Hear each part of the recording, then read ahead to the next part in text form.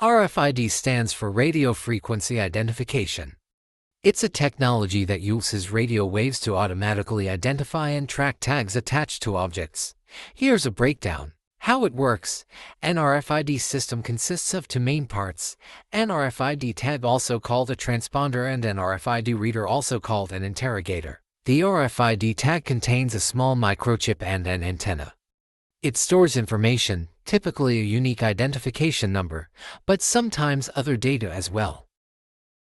The RFID reader emits radio waves. When an RFID tag comes within the reader's range, the radio waves power up the tag in the case of passive tags or communicate with it in the case of active tags.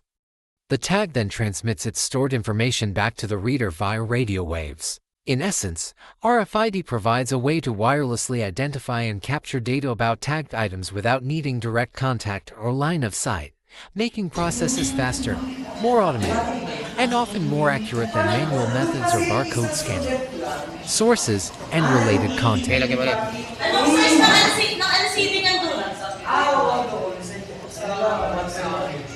May delay siya sa konti. Yan, ako na.